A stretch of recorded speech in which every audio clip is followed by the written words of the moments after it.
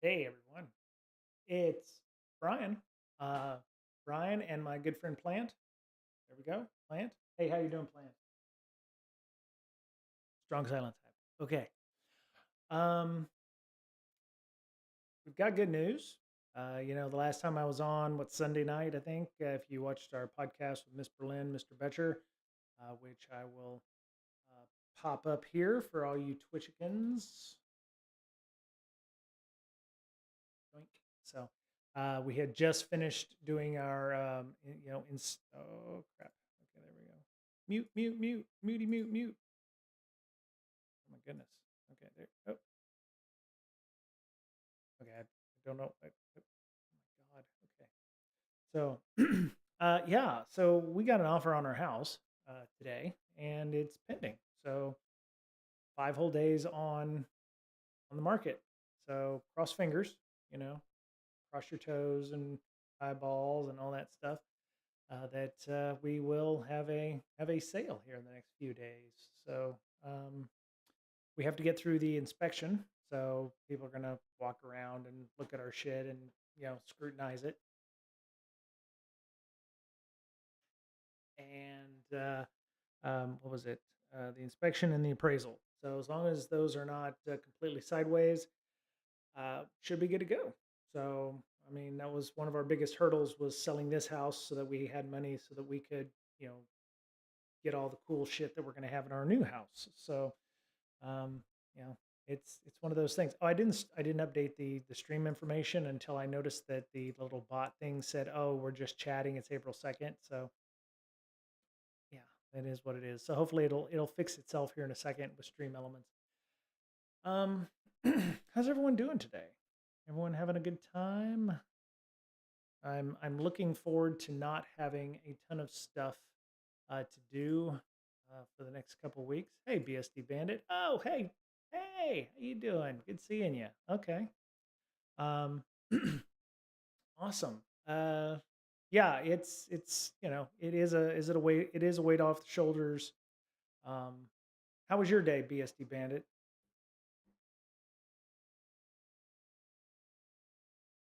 Today's always awesome when BSD Bandit comes by. So appreciate him coming by and hanging out. So it's going to be, I'm actually starting to branch out a little bit on these streams. It's not always going to be all infosec all the time, because it's my stream and I can do what I want. Uh, and so, there I have some things, but I've also got some other things that I'd like to do. So looking forward to doing some more with the stream, especially since in 81 days now we're going to be in San Diego. So part of the deal with it was, we have one of our priorities was making sure our daughter could graduate high school and still live in the same house and not have to worry about, where she's going to live during that time. So, something non-negotiable for us was we need to be here until the end of June. And so the people who gave us the offer said, yeah, no problem. Also, we bumped it up $10,000 in value, and there was a couple of other things, but I'm really pleased with how everything went.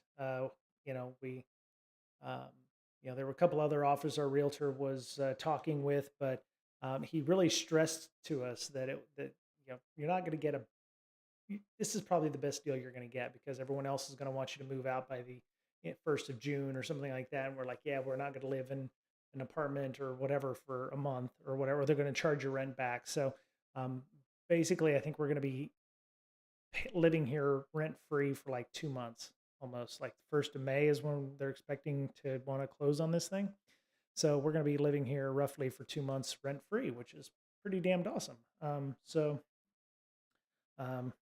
used to back when everything was expensive, you would get rent back for a few months and then you would just, pay rent to your new landlords until you moved out. But um, it was priced to go. So really happy with that. So let me see. I had something here. Oh yeah. All right, there we go. Big browser, small mouth. There it is. Maximize the size here. Whoop. I find these articles interesting, and really the stuff that's on Medium these days, especially when it's got cybersecurity attached to it, because I was looking at so this is yeah cybersecurity on Medium through Feedly. So some of these articles are pretty damn sus in some cases. Like let me see where was one. Let me see. Where was it? How to monitor your family members or something like that. Where was that? I thought they had one on here where it was like, this is how surveil your family members, and I was like, wow, that's really shitty. I can't believe Medium is allowing that to be on here. I just could not find a hey, report this content because it's garbage link on Medium. So some of these articles are okay. Uh, I'm trying to get the infosec stuff out of the way because I actually do want to talk about some RPG stuff and some stories, some stuff there because I'm interested in that. I have you know, I, I'm a Kickstarter whore. That's what it is. So as user security continues to be a top priority in the digital age, it's essential for applications and companies to not only allow password managers, but to adopt UI best practices that facilitate their use. Furthermore, we must look forward to the future of passwordless security. Every time I see the future of password security, I think of the Linux on the desktop future as well. It's a lovely pipe dream, but until you get every person, technical or non, out there to drop passwords, you're always going to be using passwords. And we've kind of shot ourselves in the foot from security purpose on that. We spent so long trying to hammer it into people's faces that when they finally adopted it, we had to move on. And I think that's unfortunate because we want to move faster than businesses are ready to move.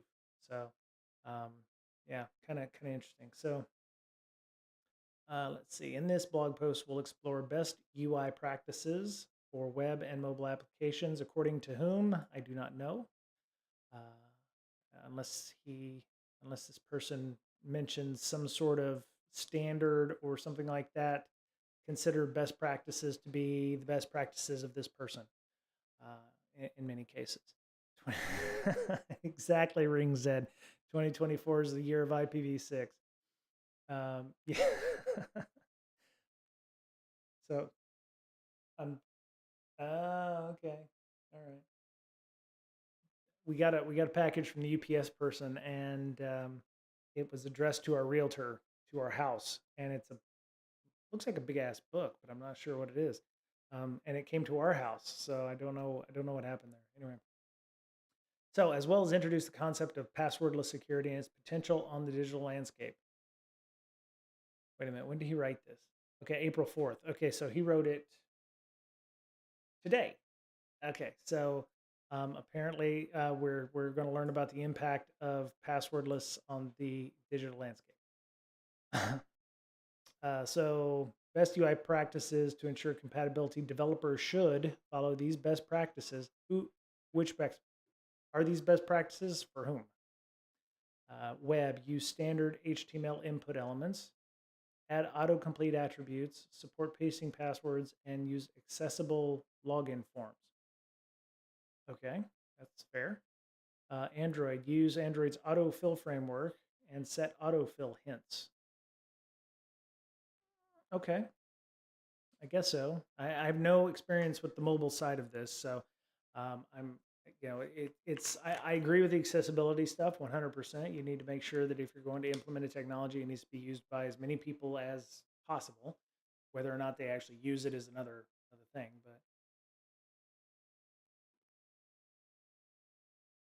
please add password manager integration tests to your QA tests. It is really important for user experience, and we do not like passwords. Yes, even we security people do not like passwords. Okay, sure, I guess. Um, I think it's overkill for some sites, but passwordless security.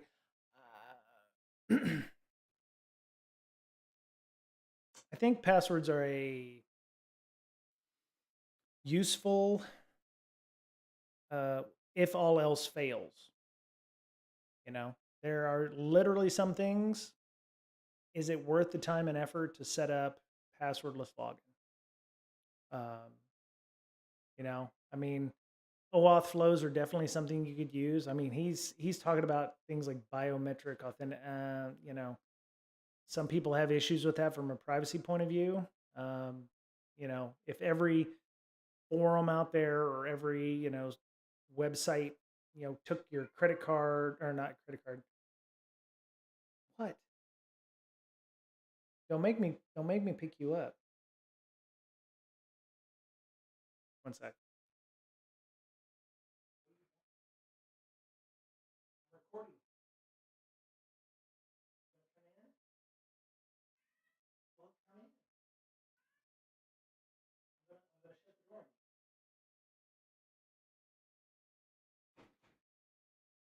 She didn't want to come in. So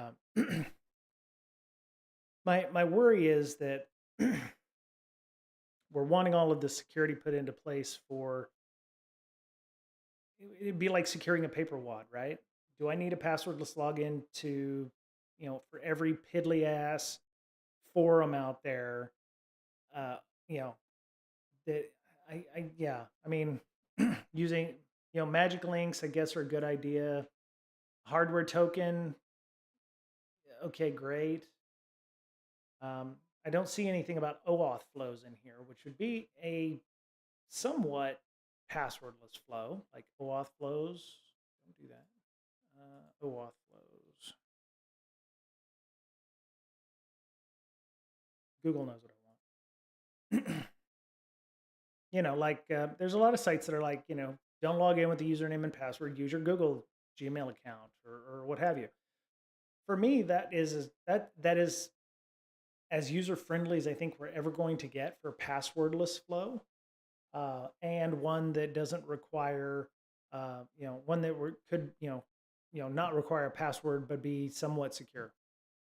I mean, the downside of that is if you pick a super simple password for your Gmail account, it could be that you have the ability to, um, you know, overtake those accounts. OTPs are okay. Um, it's ironic that they want passwordless logins, but depending on how secure security people want to be, mentions SMS or email. Email, I'm okay with email, but like SMS OTP, this person is suggesting using SMS OTP. Again, it's a nice fallback position if you don't have it. I don't know anybody who would carry around a hardware token. I can't. I will not carry around a hardware token. I'll leave it plugged into my computer. I can't. Yeah, I'm not going to carry. I don't have keys anymore, right? And if I had a physical key, I would have something to put it on. But you know, in the world where this needs to go on a key ring, yeah, no. This is the YubiKey USB-C 5th gen, whatever's comes with a nice USB adapter. And I dropped it. See, that's me right there, losing a physical token. I'd be effed.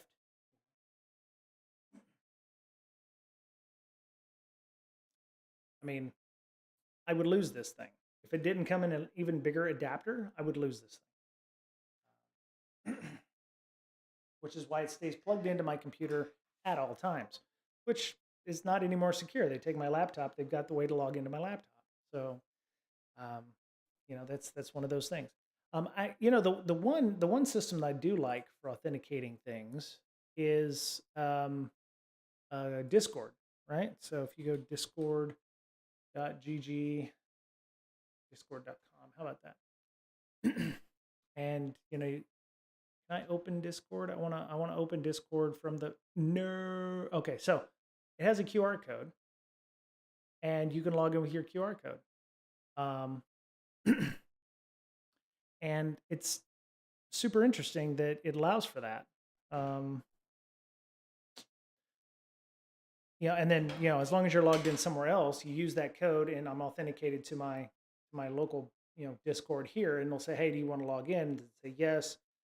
You're seeing that a lot more with like streaming services where you've got a Roku remote, you're trying to tap tap tap tap tap over with the on-screen keyboard on your 45-inch TV or whatever, time to type in a 20-character password and whatever. And it's like, look, just scan it on the screen with your phone, or you'll log into this website and say, yes, is this you? Whatever. Use the 6-digit code.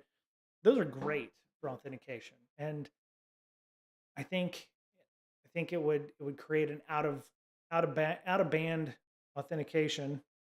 One of you try to log in on my Discord? Okay. Um, I think it creates an out of band that you normally wouldn't have. So if somebody's owned your browser up, you have to go in, you have to scan a QR code with your phone. Hopefully you're using that to make that happen. And okay. Um, yeah, I think there's more than one way to make UI design of authenticated systems a lot better than just a regular password. Um, you know, I don't know what the best practices are.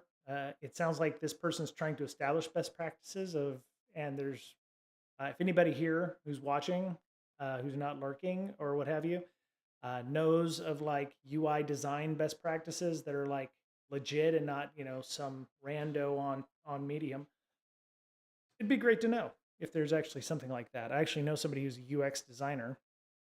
I'm doing that a lot at work now too as well. It's like I have to put myself in the role of the, I don't want to say the dumbest user, but the user who's going to be the most difficult person in the room. I did some of that when I was signing up to do SANS instruction. I believe actually Mick Douglas, who was on the call, and he was trying to be the most difficult student in the classroom. And but I'm asking the question as somebody explains me a process. I'm like, well, what if I go and do this? And they're like, well, why would you go and do that? And I'm like, because I can. Right? It's almost like threat modeling. It's like UX design or trying to be the most difficult user in the world. Well, what happens if I'm a user and I do this? Well, you wouldn't do that normally. I was like, okay, what if I did? Or I'm going to ask this question as if I don't know what I'm talking about, or do these questions make sense? Or the streamlined process. Yes, I completely agree. Making it as as few you know as few processes as possible. Um, I don't see anything here about recovery. Like, let's say you lose access to your account. How would you do that with a passwordless system? Um, what if you lost access to what if you lose your token? What if you lose your hardware token? Or what happens if you lose access to your phone number? How do you gain access to your account?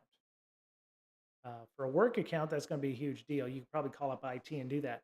Otherwise, you're just going to have to yell it in Twitter and hope that somebody from that company's tech support is watching or listening, or somebody from PR is looking at that. Um, oh, but yeah, I mean, it would be interesting to see if there's actually some like UX design best practices for implementing certain types of technology. Uh, I don't know who that person would be, but this person, let me pop that up in here. There we go. Just in case you want to read along or read the block. Ensure that users understand authentication process, providing concise instructions and prompts. That's excellent. Yes. Um, the thing is, though, just like the QA testing, maybe you want to find somebody outside of your development team to run through that with you, and not just your QA team, because even your QA team is going to assume a lot, right? You don't want to assume anything in these cases. Consistent design, exactly. Yeah, some of this is just basic web design, right? I read when I was doing web design back in the day that if things like load times, if it was more than so many seconds, you're going to lose people.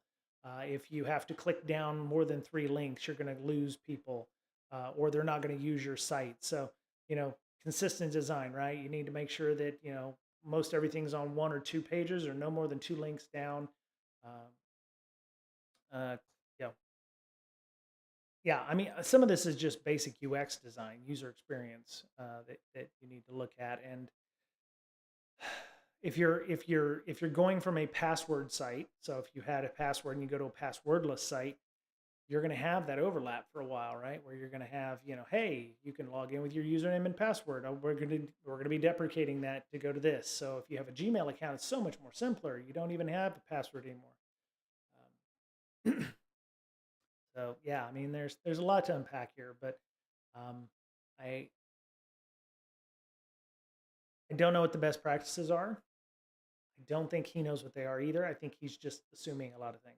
So, but yeah, go check that out. Please feel free to tell him that I called him out on, if you want to, um, or you can just listen to it. Apparently, it's a two minute read or 2 minute talk. So, um, yeah. Anywho, all right. How's everyone else doing? Everyone else enjoying themselves?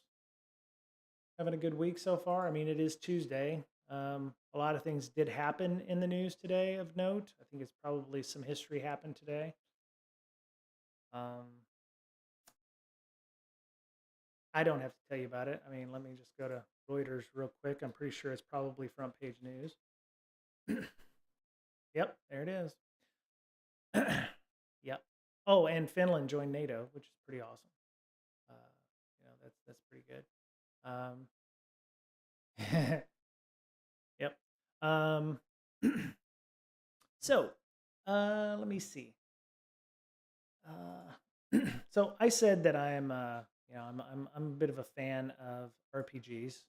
I know BSD Bandit loves him some games and gaming and RPGs, and um, this is some lovely artwork, by the way. I don't know who did it, but Event here definitely that's some beauty. It reminds me of Tyrael from uh, uh, World of Warcraft with his his wings and stuff. Uh, very nice picture there. So I've been playing RPGs since I was, I don't know. Well, I played RPGs. I've been in a bit of a drought recently. It's been going on about a year and a half. We were going during the pandemic, I think. So yeah, the gaming group just kind of dried up all of a sudden because of some internal turmoil that I was unaware of, and there's a lot of folks, especially on Mastodon, that apparently solo gaming is kind of big, right? If you follow solo RPGing, a lot of folks play RPGs by themselves, and apparently this is not a new concept. You know, for those of you who are of a certain age, the choose your own adventure books were the solo role playing games of our day. Uh,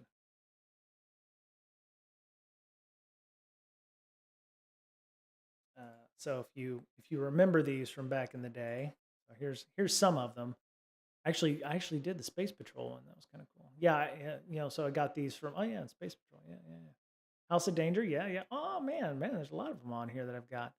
So the idea is, obviously, like text-based games or MUDs or whatever. It was like you start with a bit of text to kind of set the scene up, and then you're um, or there was one where I was a super agent or secret agent or something, I think. So, but you go through and something happens and you're left with a choice. And depending on your choice, you go to page 27 if you want to fight the Balrog, or page 29 if you want to fly, you fools. So you go to, if you decide to fight the Balrog, uh, maybe you get dead, or maybe something else happens and there's yet another choice. So the idea is there's about 15, 20 different threads that you can go through on these things, and there's multiple different endings. A lot of them is you die. Some of them you actually get to the end, but you can play it over and over again, right? And it's one of those things where you start with one, then you got two. Sometimes you have one and three. Maybe there's three, or if you said yes to this one before, almost like a computer program. Um, during our Go tutorials and things that we've done, we learned about if then flows or if then else flows. Very much similar to that. starting to hyperventilate. I don't know why. Maybe it's because this makes me nervous because it's not a security talk. It's more of a stuff that I like talking about. So, um, but so I like I like content. Um, there's a lot of stuff on the internet. There's a lot of books on the internet for RPG stuff, and there's a lot of Kickstarter stuff online as well. A lot of independent gamers, a lot of independent gaming companies. Um, let me see. So comics and games. Okay. So there are a bunch of organizations out there, and there's even like homebrew stuff. Homebrew RPG. Let me see. Critical hits. There's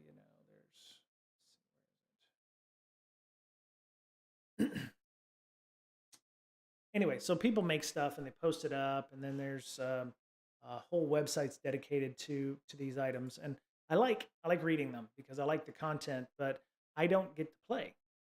It's unfortunate. And one of the things that I had started thinking about doing when I was doing the stream here was I was like, oh, I'll be able to do, RPG games and stuff with people. And I attempted to start some stuff up online with some folks. And online is hard.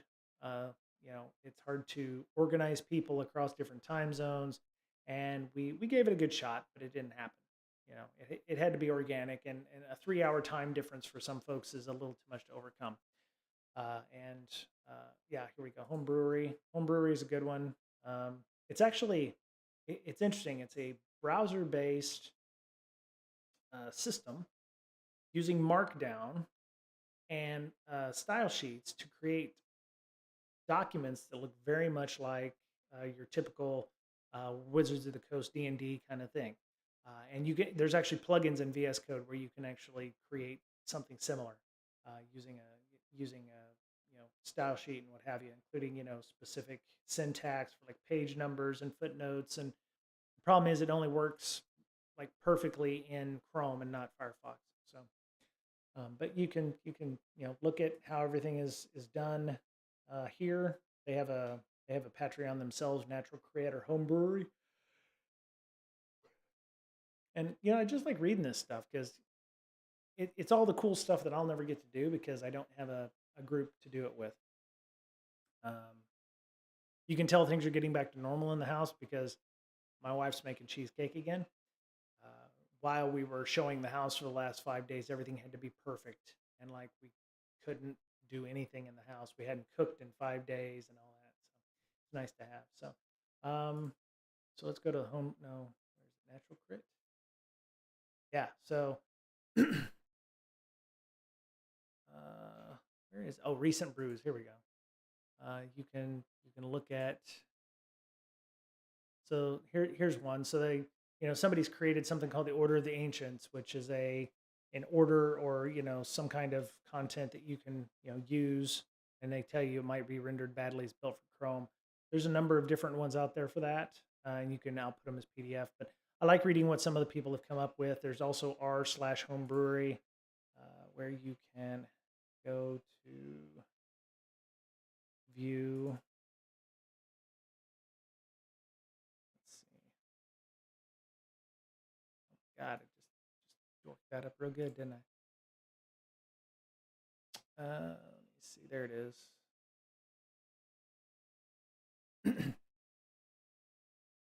And some people they share this stuff, so ideally they're trying to give you ideas on how to up your game. So um, yeah, where was I going to go with this? Oh, yeah, I've wanted to do some solo gaming, but there are a number of different ways to solo game. Sometimes they're not good. Sometimes they're I don't want to say they're not good, but I don't understand how they work. And a lot of them involve things like oracles, which are let me see. Drive through RPG. Do not. Um, how do I put this? Do not judge me too harshly here. I'm going to hide this for a second while I log in. There we go. Okay. And re-enabled. All right. So they have a ton of stuff on this site. This is the Mythic second edition master game master emulator, and um, I've been following them for a while. Let me see. All right, so there we go.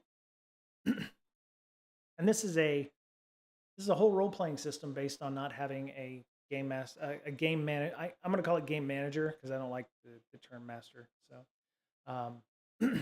so it talks about how you can set up things. You ask certain questions. There's chaos factors involved.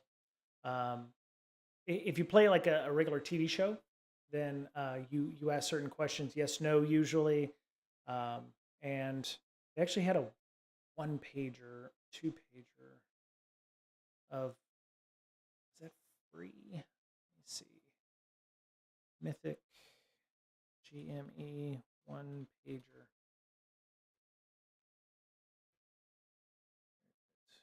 Yeah, so they have a Reddit as well, mythic.gme. Second edition, coil bound version, 2 players, 1 page Mythic. There it is. Okay, so this is a oh wow.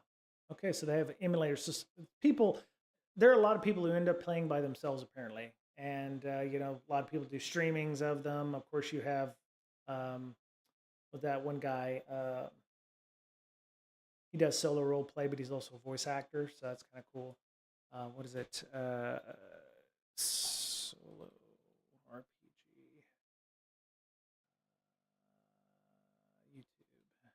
YouTube.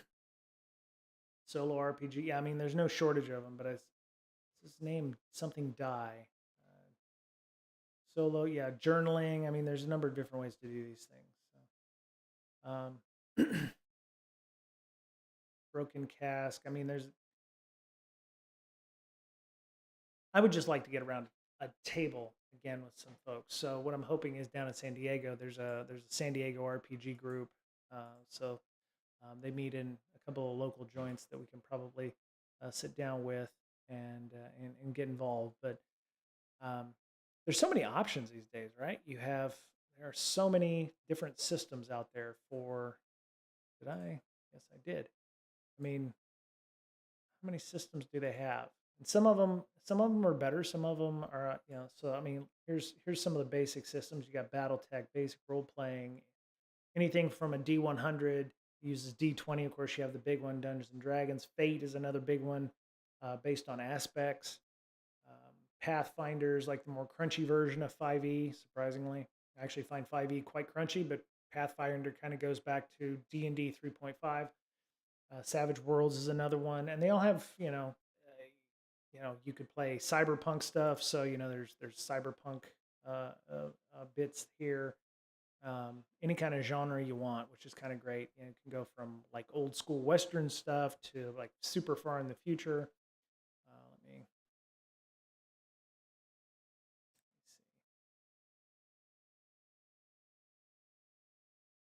Let me see. Yeah. So I'm gonna leave that running over here. So yeah, my bookshelf is just got awful, and yeah. So you can the second edition of Mythic does allow you to run this as a group where you can ask questions and run GMless in this case, or game managerless, by asking certain questions. But there's also other solo role playing that you can get. Let me see, solo RPG. Let me see, which ones did I buy already?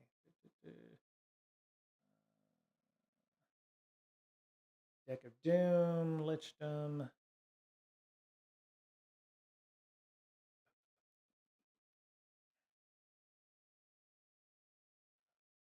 see.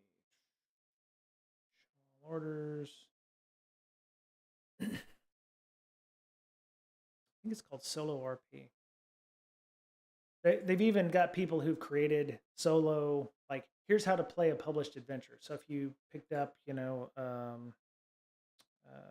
Witchlight, you picked up, the Keep on the Borderlands, for instance. You pick this up and you wanted to run it by yourself. There's actually systems or ways to play this without needing people. And I've always found that kind of interesting. Where they, uh, you know, you can play any of these: Neverwinter, Lost Crown, Web of the Spider Queen. And I didn't know if anybody else had any experience doing this, but yeah, I'm trying to find out if I can make that happen. So kind of at a loss. I was expecting more interaction, but it is Tuesday, so it is what it is. Some people only want to talk about security stuff. Let me see. Where's some of the? Yeah, there's the fate chart, fate check, the random focus. See, the problem I have with Mythic is it feels very heavy for a simple solo campaign. And they swear that you can write whole books with this. And the list system was the other thing that was kind of a turnoff for me because, and I've talked with the creator of this, and I tried to be, I don't want to say tried. I was like, I don't understand it because there's so much there. I don't know if this is my undiagnosed ADD coming out, but you know they make this sound so simple. But I've tried using this to create NPCs and storyboards and things. Let me pull up the actual pictures. Let me see. Tables and sheets. There you go. So here's the adventure journal. This is going to be the thing where you actually create your adventure with various scenes. Your adventure title, the chaos factor, which is like, how chaotic it is. You've got like from, idyllic street, which could be a chaos factor of 1 to, you're in the middle of a firefight and, which is like level 10 or whatever. And based on the chaos factor, then your decision making chances go down. So it's like, am I going to be able to walk across the street? Well, in a chaos factor of 1, there's no cars coming on a quiet idyllic street. So yeah, it's almost 100%. In the middle of a firefight in downtown, Fallujah, in a setting in the Gulf War, no, probably not. You may not make it before you get shot or something like that. So your chances are dependent on how chaotic the scene is in this case. The threads list was the other one that got me. It's like you're creating threads, and each one of these threads is like a storyline or major or minor storyline, and then characters based on those. And you've got a ton of different characters that get involved. And I found this too daunting, and I couldn't make this work. I spent a whole transatlantic flight back in August trying to make this work, and I didn't get anywhere with it. And I was on a 10-hour flight, and I was like, if it takes you 10 hours just to get set up for a solo adventure, not my bag of cake or whatever. So yeah, here you go. Here's your chaos factor. So it goes from 1 to 9. So 9 being like in a setting of downtown Fallujah during the Gulf War where you're taking fire. Your chances of getting things happening, is going to be different than, idyllic street in suburban America. You're going to have a better chance of doing a lot of things that you normally wouldn't have. And then of course, you have yes, no, exceptional, yes, nos, and some of these are great. Some of these are really small and cut down, but you're adding things like fate checks and what have you. And I wish I could find the thing that I was talking about. Solo RP.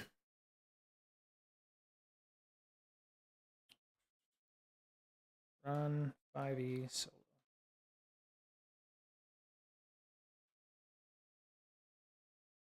Yes, DM yourself. There you go. So obviously I bought this. Some people like to, hey, Digital Warhead, how you doing? Glad you're here. Yeah, I appreciate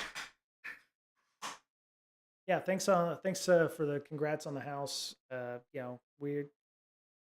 We're just slightly below normal, and the realtor believes that it was because we actually listened to them, and we didn't pay the $2,000 for the stagers, professional stagers, to come in.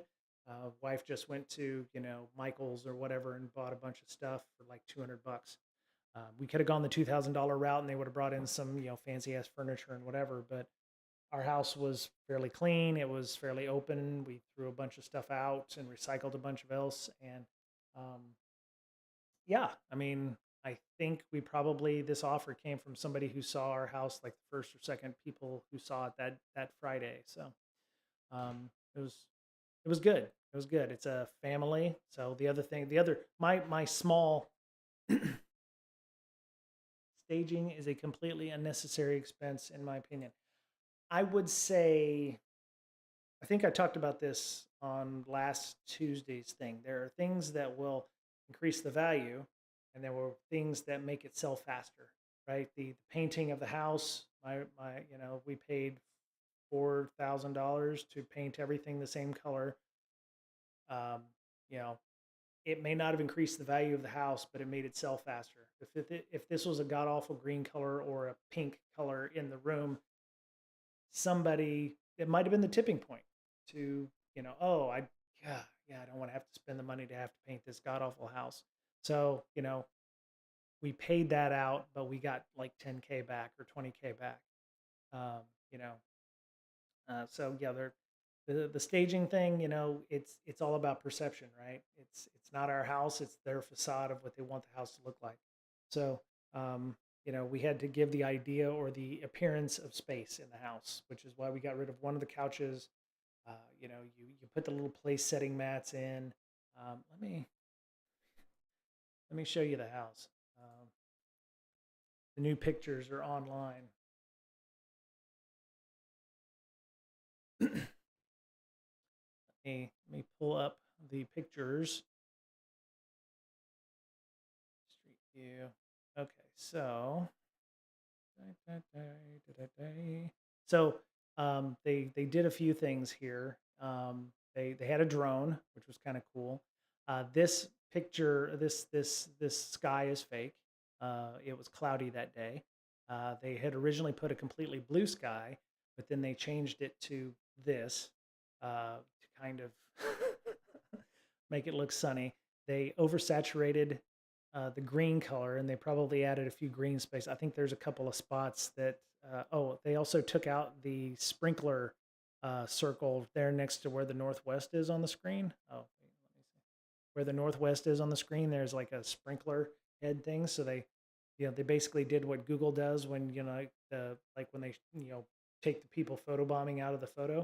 So they kind of doctored up the shot a little bit, but all of the plants are real.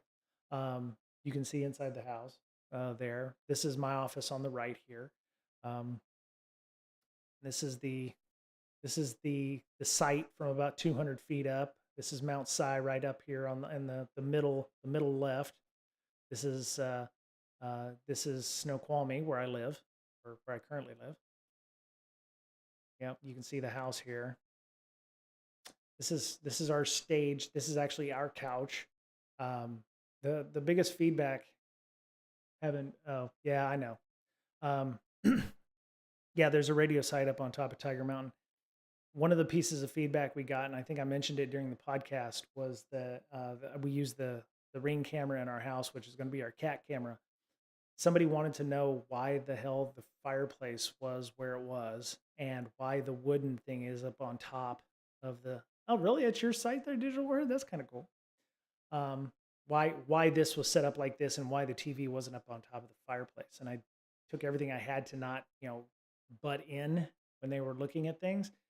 This is the original fireplace. We didn't do anything, including the wood thing on top. And so when I was listening in while people were watching the house, they're like, "Oh, you can just take that right off the top of there, And it's like you can put your TV up on top. And we're like, "Okay, great. You can do whatever you want." Um, and so yeah, there's my office in the back there. I put my chair underneath my desk. But obviously, all of this was necessary to get it to move on time.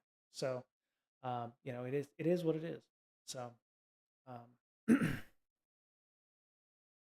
nobody wants to see my pictures of my house.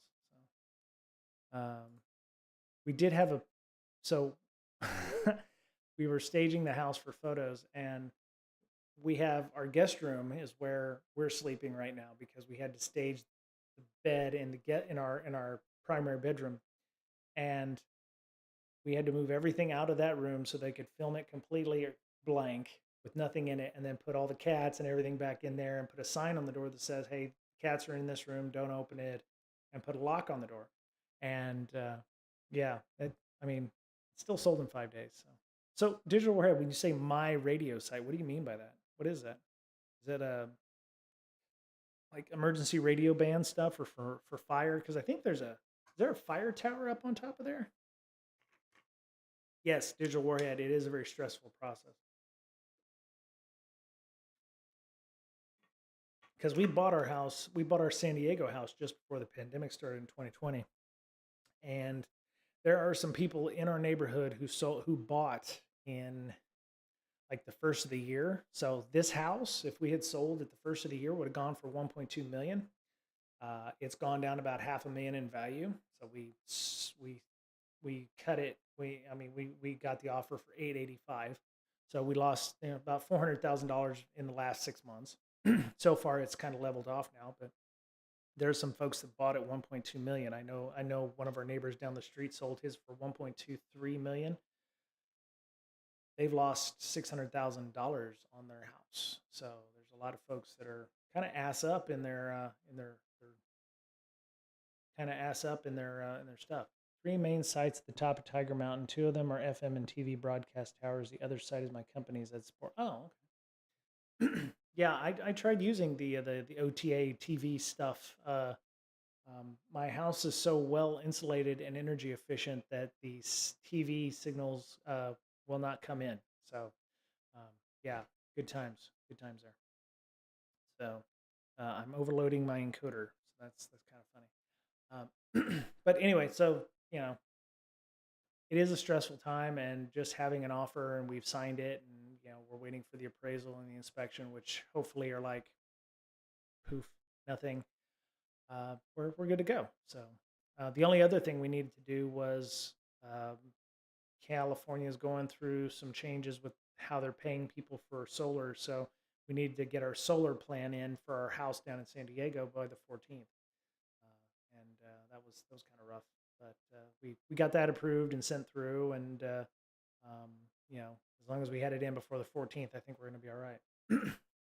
But so I was talking about some RPG stuff, some solo RPG stuff, and this guy Tom Scott created a way to run solo encounters of uh, modules like D&D source books and things like that. So, um, so if you, like I said, if you're going to run on, Witchlight or Keep on the Borderlands or something like that, or I think when he published that one, it was the Mines of Fandelver, which is what the new the 5e one was. Inspections are always win-win. Either they pass and you sell the house, or you have to pay for your inspection and you find out what needs to be fixed. Yeah, ours is mostly pass-fail, is what we understood, and yeah, it's going to be. You have to do a lot to fail. Like your all your cross beams in your house have to be eaten out by termites or something like that. So it I'm hoping it's a like oh yeah, you're good, just pressure wash the moss off the side of the house, or something like that, something very minor, stuff that isn't part of normal maintenance and upkeep, I would say. Like um, we have to demoss our houses out here in Seattle because of all the moisture that happens. So that's not a pass fail thing, but it would be like the wiring in your electrical box is completely jacked up, so you need to have that redone, or something like that. You would be surprised. So Digital Warhead, if you ever sell your house, tip for the kids here: people love them some EV drops. They do. They do. Um, I don't know why that was such a novelty for some folks, but a couple of the the people who came and visited our house had Teslas like mine, and a couple of other EVs. But the fact that we had a level two charging drop, a 50 amp charging drop in our house, was a huge deal. Apparently, they wanted to look in the garage and see where the drop was, and I heard people go, "Oh, that's a good idea." I didn't know that that was a thing. I mean, I've always had it. It was, because I wasn't going to try to plug my car into 110 outlet and charge it like 4 miles a day or whatever. So it was just interesting to see and hear that, and it was definitely a selling point that the realtor wanted to highlight, like this is ready for an EV, that kind of thing. So I don't know if he was, again, this dude's like Geppetto with the playing the marionettes and stuff, and so it was interesting to hear his thoughts on this. And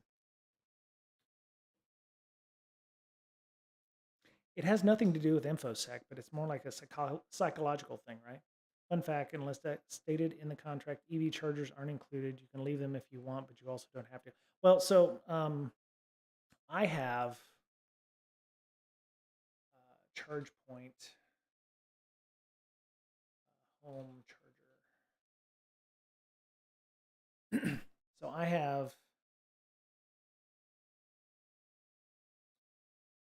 have the one that comes with the Tesla, but I also have this one, and it has a 14.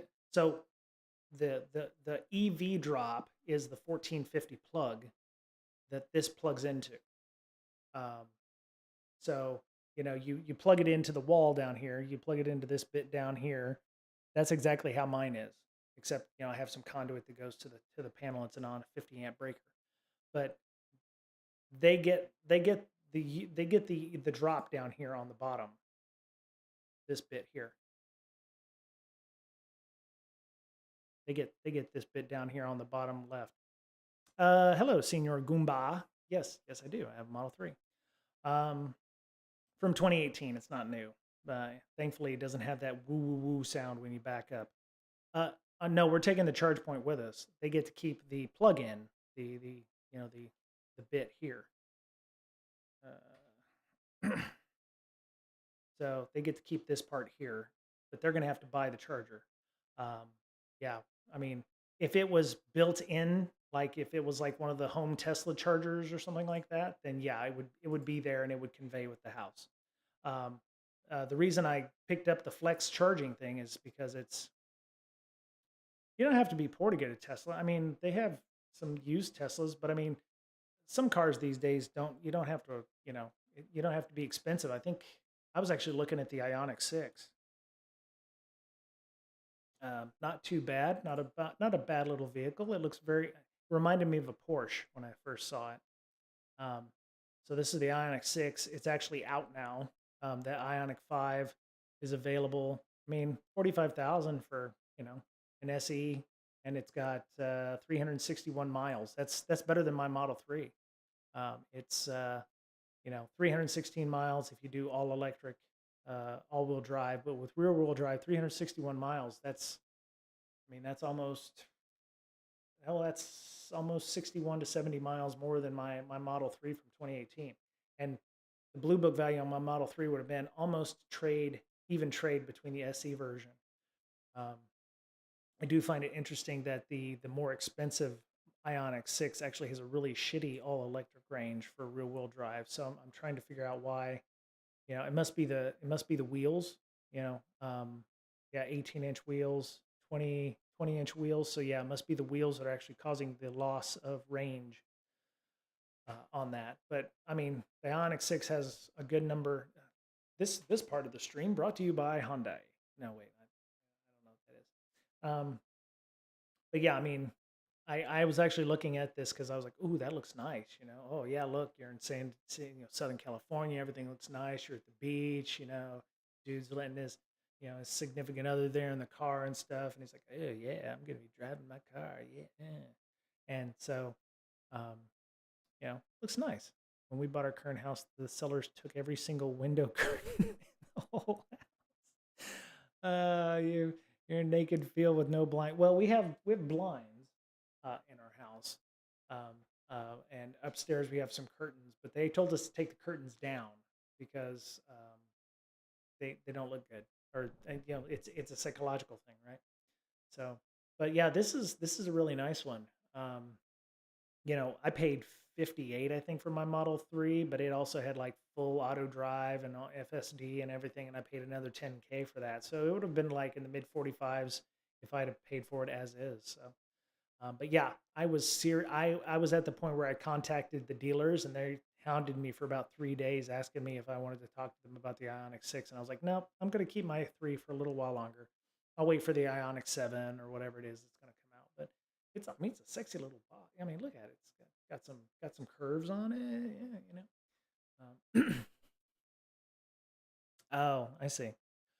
Well, I do know that living in an apartment with an EV is a pain in the ass because a lot of those buildings, you have a parking spot if you're lucky, and you almost never have a charging port, which means you're going to have to.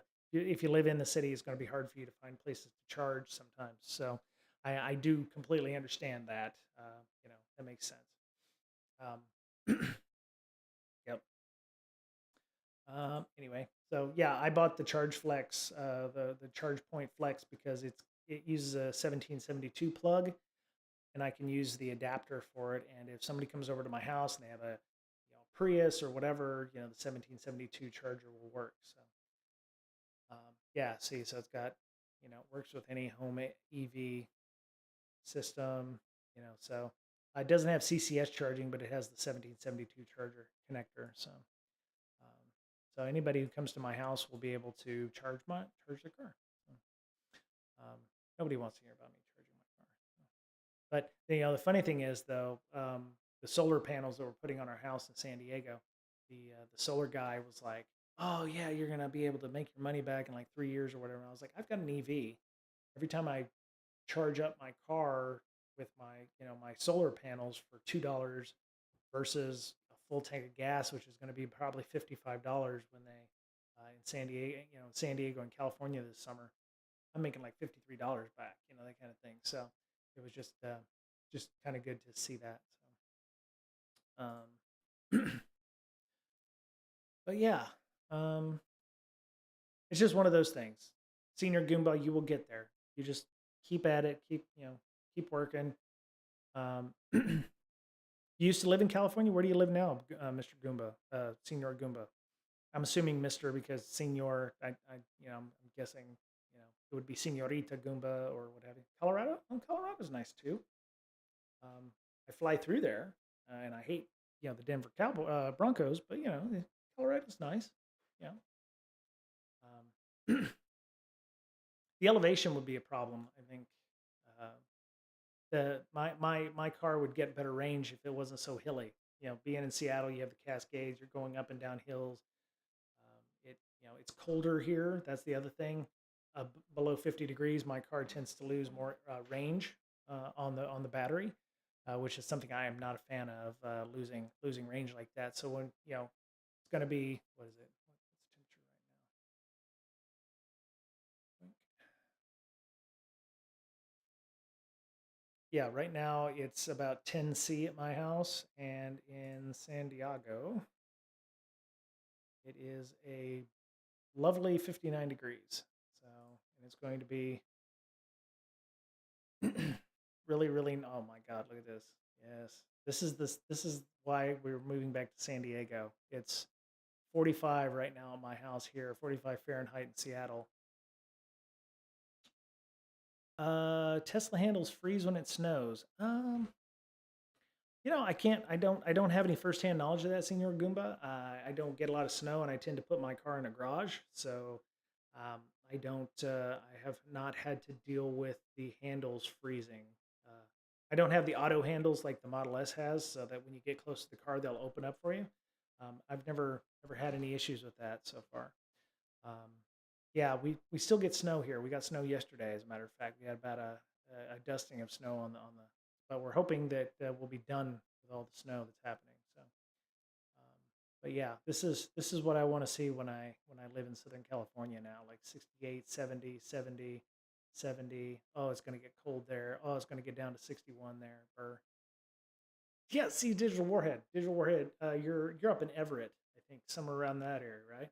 Yeah. I mean, elevation is a pain in the ass, and we're at like 260 meters, 850 feet, and yeah, we got snow yesterday and this morning, and it was just got awful. So here's a link to the handle. Okay. Oh yeah, sorry, Digital Warhead. Didn't mean to. You know, you're in the Pacific Northwest somewhere. So, oh, by the way, CSEC East is tomorrow night. It may be too late for you to RSVP, but I have stepped down as the organizer officially. Um, so if you're interested and you're in the Seattle area or the Bellevue area or the Renton area or the Redmond area or what have you, we're going to be at Cactus in Kirkland tomorrow night, and I think the RSVP is done. I don't think you can attend any further. Yeah, RSVPs are closed. You had to make a reservation for that. Good job, Digital Warhead. Um, what if I'm in the Colorado area? If you're in the Colorado area, we were doing virtual meetups with CSEC East during the pandemic. I don't know. Are there what I don't Colorado area? That's the that's let's say you're in Denver. Infosec. That's not Interbay. I don't know what the hell that is. Colorado Springs. There we go. Okay. Let's see. Denver, Colorado, infosec.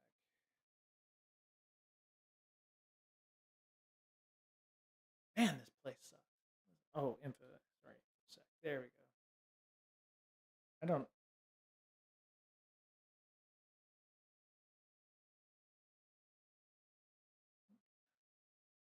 There you go. There you go. 2600. That's Indianapolis. What the?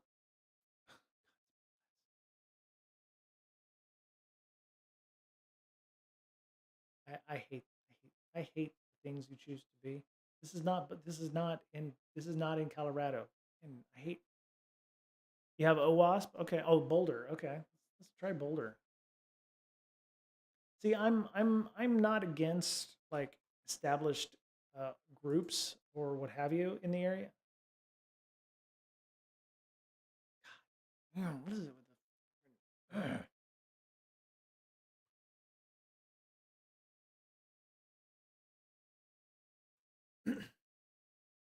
There we go. Okay, that's a little better. Oh, fucking Texas. I hate. Okay, you know what? 50 damn miles.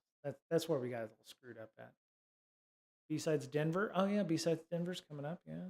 Security OKRs, Boulder. Here's a blockchain meetup. You can go hang out with blockchain people. I'm sorry, I shouldn't laugh. Fucking blockchain people. There's a DevOps Boulder monthly. Yeah, there's DevOps, some DevOps folks. Boulder Linux users group monthly meetup. You might find some beardy folks who like security there. Here's an open coffee. I think this is probably for more tech and entrepreneurs. I'm actually thinking about doing the San Diego one. They have like a coffee talk thing for folks. Yeah, B-side Seattle is 20 May. 20 May. Um, yeah. Um, so yeah, there's a ton of stuff. Maybe not. Maybe you don't want to do pottery or something like that, but yeah, I mean, there's cybersecurity essentials. Here's a cybersecurity meetup. Flatiron School. Do I just walk in here saying keywords like blockchain and no, nobody want gross. You probably do. Yeah, yeah. Web 3.0. Make sure you say Web 3.0, Senior Goomba. So here's oh well, that was in April. So they do have cybersecurity essentials or what have you. It's a Zoom link. Oh, it sounds like it's online. So that's unfortunate. Yeah. So looks like they have regular events, or they had a regular event there. So, you could also just start your own hangout, Mr. Goomba, Senior Goomba. That's what we did with CSEC East. It was literally me and one other person, and it's like, hey, we're gonna have a meetup, and we're going to meet at this place. And we're going to have some dinner, and uh, you know, it got big, and then the pandemic happened and screwed everybody over, and then we were doing stuff online, and we're getting right back into that now. So I can't use Meetup apparently because I suck at it. So, but yeah, this it's that's something you can definitely do.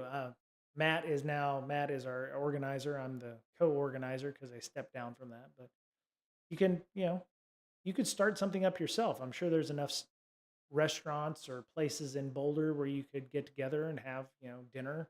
I mean, you can go from having it at a Red Robin all the way up to like fancy brew house or whatever. Um, you know, it doesn't take much. I mean, it just takes a little bit of a leap of faith, and like every time I would have a CSEC East, I'd be like, oh my God, I really don't want to do this tonight. I don't want to go out. Please don't make me go. And then I go, and then people show up, and you have a good time. Um, you know, it doesn't have to be an ISSA. It doesn't have to be a ISC squared. Fuck them. OWASP.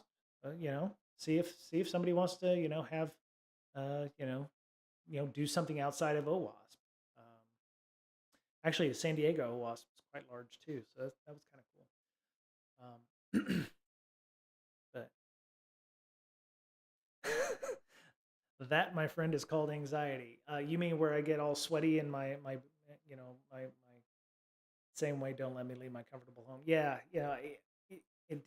yes. Every month when I was organizing the in person stuff, it was like, I don't want to go. What if nobody shows up? And it'd be like 12 people have RSVP'd for this, and I was like, what if nobody shows up? And yeah, it's anxiety is a legit thing, right? And but yeah, it's sometimes you sometimes for me, I find that if I'm extremely uncomfortable, that means that I have to do it. And I find the spoons. I find the spoons to go and do it. And there's always somebody. A lot of times, if we have those large number of peoples, somebody's brand new. They're new to the area. They don't know what They don't know what the lay of the land is like. Um, and giving them some information, or maybe they just want to vent about their job or whatever. Sometimes it's cathartic. I mean, I feel like shit after a day of work. I come and I stream and I feel better because nobody's watching me, that kind of thing. But it's I don't know why it makes me uncomfortable, but it does, and it's something you can start something, and it looks good on a resume. Like I've got it on my resume that I'm, as he said in the show you refuse to watch, if you don't have anxiety in the modern society, there's something wrong with you. Which wait, digital word. Which show is it that I refuse to watch? Is it Mr. Robot? Mr. Robot? There's so many shows I refuse to watch. So yeah, okay, all right. I assumed it was Mr. Robot. We had touched upon that, I think, on a previous bit. Look, yeah, I probably could and should. I do try hack me for fun. I work at a video game store. Hopefully, get into bug bounties. That's awesome. The video game store, you're gonna meet people, and you could advertise your meetup. You know, uh, Try hack me is a great thing. I had a try hack me account for a while there, and we touched on it back at infosec campout. Yep, yep, yeah. I mean, I'm yeah, yeah, senior Goomba. I'm nobody, right? I don't even know. To be honest, I'm like, you must have found me some way. So I'm just another nobody. I'm just a jackass with a microphone and a camera and a Twitch account, and sitting here just talking to you. And I'm a nobody, but we can all be nobodies together in a Red Robin or something like that, and talk about our days, and what sucks and what didn't work for you and what works for somebody else, or hey, I've got this kit and it works really nice. And yeah, try hack me is awesome. um, definitely good resource. Try hack me. Hack the box is another good one if you want to use those. There's other free options as well if you don't want to pay for them, and I think try hack me and hack the box have free stuff as well. But yeah, um, plenty of good stuff out there. So, but so we've also purged a bunch of people in our CSEC East. There was about 700 people in members wise, and um, it was some of them were people who aren't in the area that joined during the pandemic because they wanted to be on the, they wanted to attend the Zooms or whatever we were doing. But we pretty much purged anybody who hadn't RSVP'd since 2021. Um, so uh, you know, I don't know if any meetups actually do that, but you've got 700 people in there, and you've got 7 people who constantly show up to the events, and it's like that kind of sucks. Nahamsec, Nahamsec.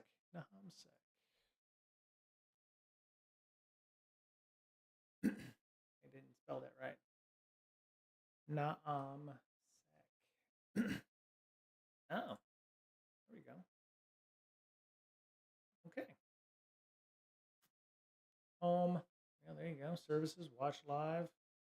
Oh, there you go. I don't know if he's companies companies I've hacked. Airbnb, Apple, Meta, uh, WhatsApp. I think that's what the ghost one is. Amazon, Lyft, Yahoo, Netflix, Red Bull, HackerOne. Attack surface management. That's good. Live recon and automation. There you go. Very cool. Philip Wiley. Yes, good person. Yep. Had him on the show a couple times. Jason Haddix. Yeah, yeah. Al Hazard. Yes, yes, Al Hazard. Yeah, I didn't know Al Hazard does Newbie Tuesdays, but yeah, yes, I love Al Hazard. We're all about Al Hazard, Perplexity, a couple of other folks like that. So yeah, H Z R3D. I think that's correct. I spelled Twitch wrong, but I bet it doesn't matter. Yep, there it is. Oh my God, that's slow. I blame my 128 gigs of RAM. So there we go. They didn't autoplay all the bits. That would be great. So let's see here. Yeah, Tiberius is another great content to check out. Tiberius. Copy. He does some gaming, but he also does some other bits as well. Professional pen tester. Um, Perplexity. Nothing wrong with being a noob. We're all noobs here, so I don't need a KFC commercial. Sid Heresy's another one. It's cool. All right. Yeah, there's another one. I could give them shout outs. I guess I could do that. That would be probably better for them. Sid Heresy.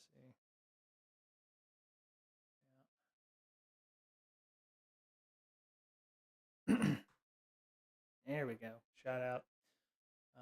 Yeah, I mean, Goomba, what? So you work in a gaming store. Are you looking for a job to, not have to work in the game store or video game store?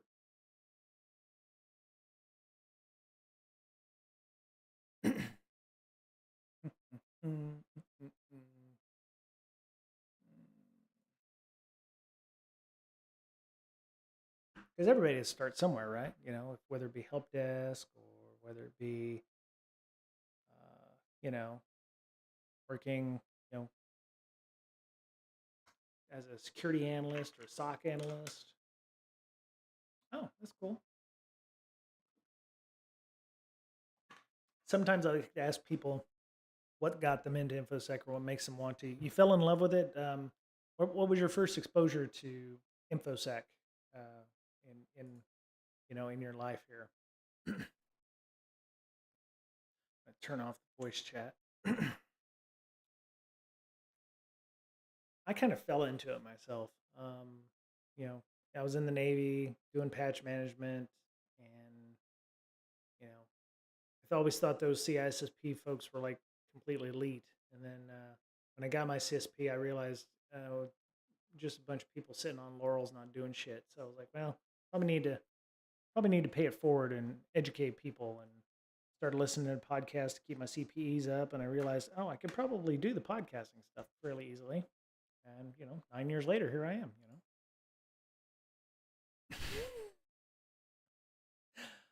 Um, so don't know if Mr. Goomba is in our Discord.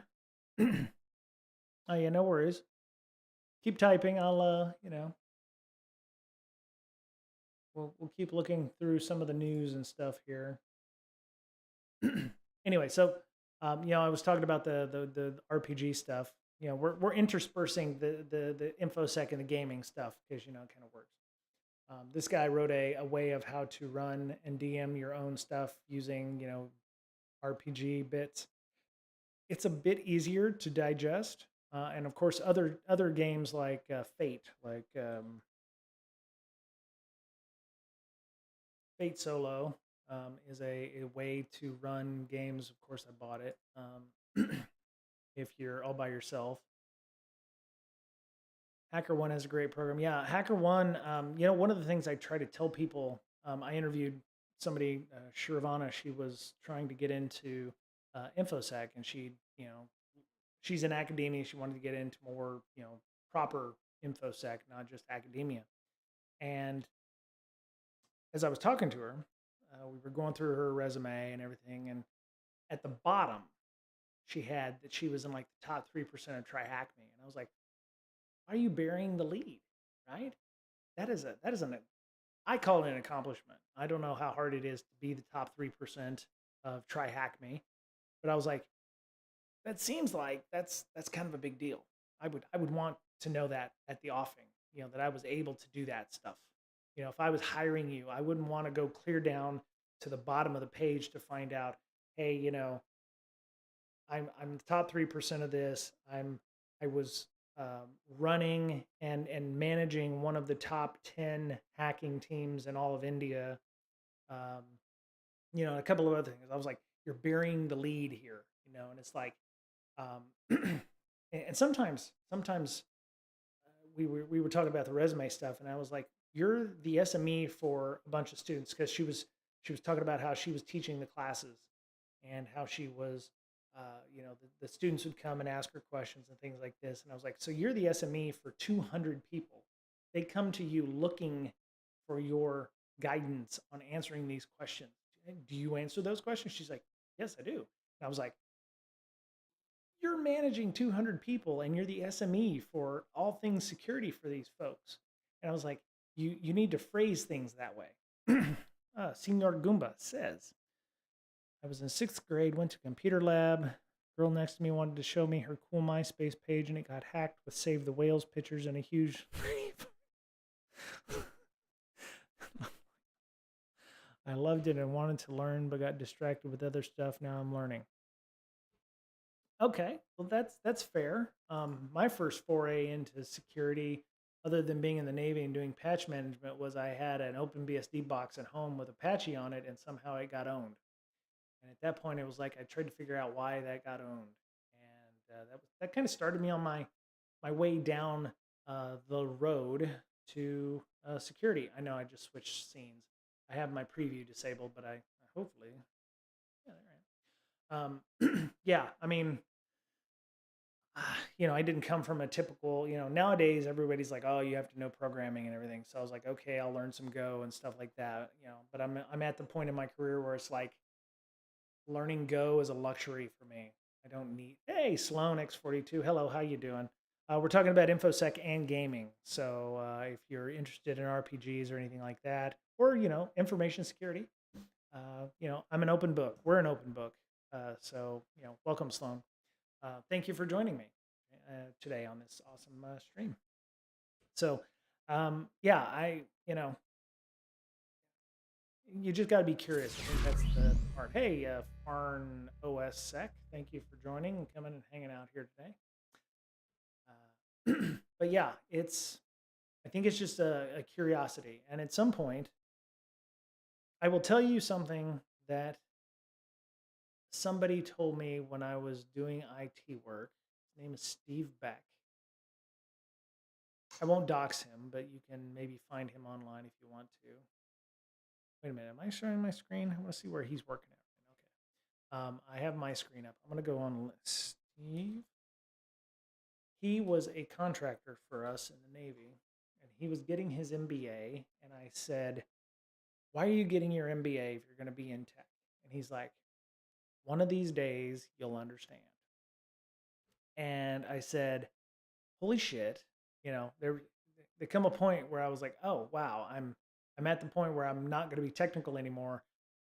Probably should have gotten myself you know an MBA or something like that, but a management cert. So that's why I'm going back and getting that. But I had job offers as help desk, but I don't want something I love to become a burden. That is fair. Thank you, Sloan, for subscribing to the podcast. I'm glad you were able to find us on there too. Yeah, Senior Goomba. Yeah, it's interesting like that, right? I love streaming, but if it was my only way of making money, it becomes a job, right? And that's a completely different ball of wax. Um, yeah, no, I completely understand where you're going with that. Um, yeah, some of the better pen testers I know understand a lot about business processes, context, and use that to inform results. And one of them is an MBA. Yeah, either an MBA or a legal person or a privacy person, a lawyer type. If you have your JD or whatever, I know a couple of friends of mine who ended up. She's a CISO of a company now, but she was one of the GRC and pen testing people at Leviathan, where I used to work. And man, crazy awesome, uh, Ms. Wendy. But yeah, understanding the business processes. A lot of us, a lot of us in infosec. I loved cars until I became a mechanic for audits for 6 years. Now I can't stand working on any car. Right? Yeah, yeah. Um, yeah. I mean, we try to communicate threats all the time, but without that additional business context, we're pretty much throwing shit over the fence. Hello, 0x display error. Um, make sure I put some more infosec stuff in here. Career advice. There we go. Let's put career advice. Here's a career advice. All right. Let's add that tag. All right. Um, so yeah. Okay. All right, Senior Goomba. Have a good one. Yeah. Take care. Um, so yeah, I think if I had taken the time to work through Audi, Audi and VW never again. Well, you were probably working on VWs that were lying to the diagnostic machines and equipment. So, um,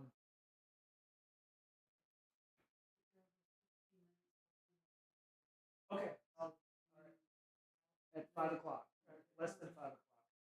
Don't let it. I won't burn. No, you don't. My wife made me cheesecake.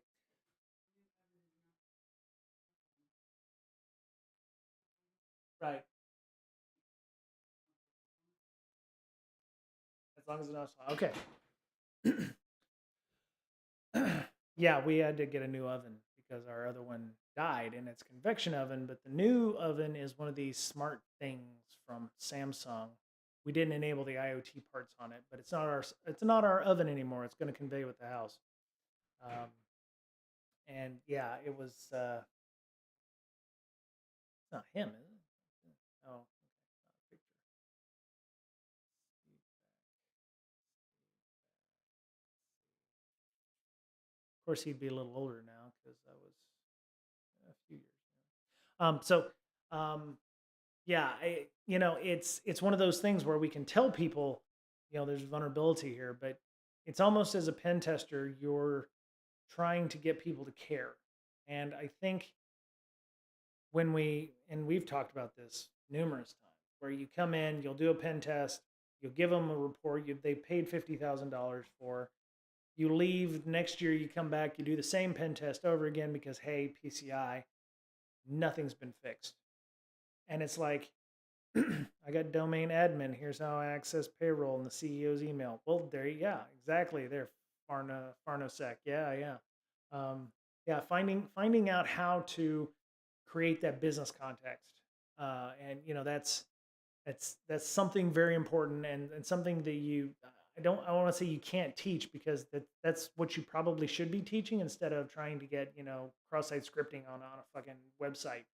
Nobody gives a shit, unless it's account takeover, and you can't call reputational damage a thing anymore. Pretty easy report write up then, huh? Yeah, yeah. If you can access payroll by owning up, the CEO's email, or get DA that way, yeah, that would definitely be something. There is no rep damage in 2023.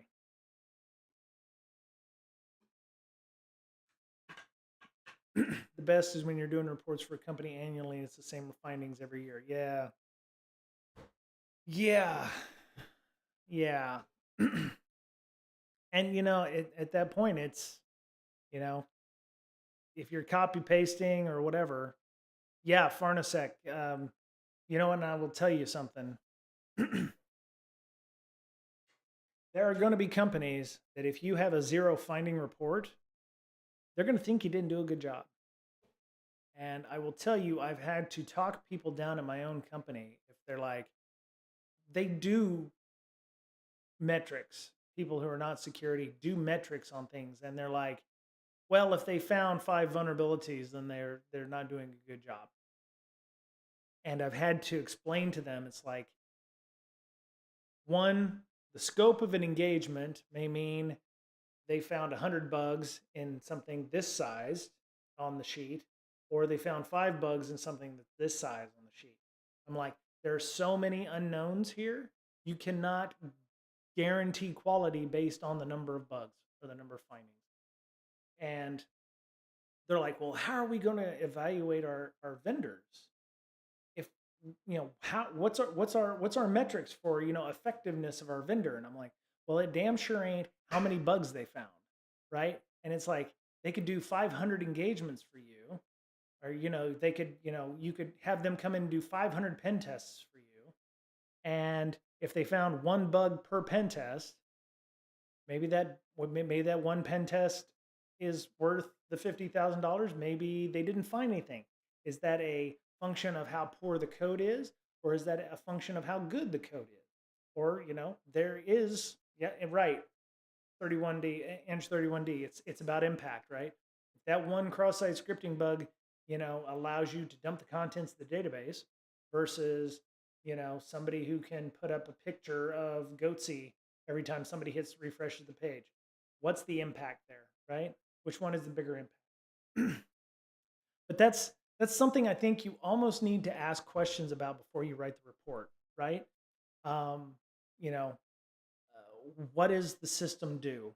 What is the impact of that system? If you know, maybe asking the questions before you start the pen test. How important is this system to you? Oh, processes all of our payroll. Okay, so it's a fairly important system, yeah. Figuring out that impact. If it's just yet another system, if it's, oh well, this development system, if it gets if it gets owned up, then it's not a huge deal or whatever. I think you need to understand that context, like what Eng 31D was saying. It's about the impact of the system. It's about um, impacts individually, right? Impacts of the system versus impacts of the vulnerability itself. Yeah, we don't do a good job of that, because I think when all is said and done, no matter how boutique your shop is, some of these companies, tout themselves as, oh, we're a boutique pen test firm, whatever. Boutique pen test firms don't stay open very long. You're always going to have that puppy mill pen test thing, right? For every one cool project you're going to work on, you're going to have 10 simple API tests, no matter how boutique you are. And, that one cool pen test is going to be done by a senior person, because that one cool pen test is probably $150,000. And that is going to be like, next level stuff. We're going to be, using an X-ray machine to look at secrets on a freaking chip, or we're going to be, shaving off the top of a processor so that we can do side channel attacks or voltage jumps or something like that. Um, I know one or more boutique places that just do attack simulation. Right, exactly. But after a while, it's the same shit over and over and over again. You're going to be doing the same attack sims. And you know what? Those same attack sims are going to be like, uh, hello, county password inspector. We're needing to test your password. Could you tell me what it is, please? You know, that kind of thing. It's going to be something super simple. Why waste an expensive engagement when you're going to be able to, call up the county password inspector and ask them for that? Or, hey, you know what? I'm IT. Could you just, log in for me real quick? And oh yeah, I'm about to send you, a message on your phone. Could you read that 6-digit code for me? Okay, now I've got root on your phone. I've got root on your system. It's like there's a big gap in the industry between jobs for seniors and jobs for juniors. Same attack could be to measure how well the previous engagement mitigations has gone. That's 100% Ange 31. Farnasek, question. What is a junior job for a pen tester at a consultancy firm?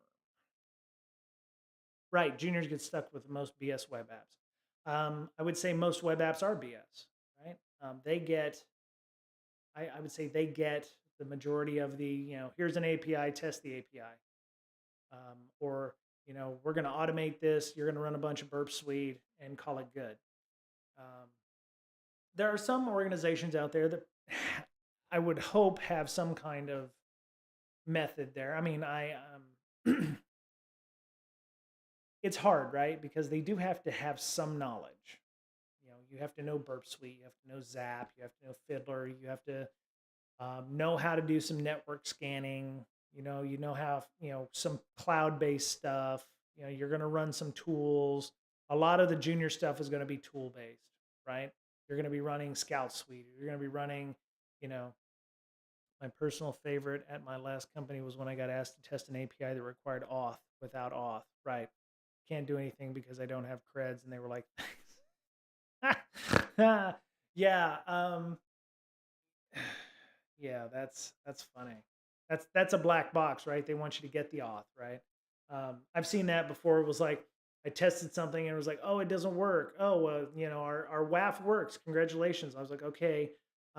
Do you want me to spend 2 weeks testing your WAF, or do you want me to spend 2 weeks testing your web app?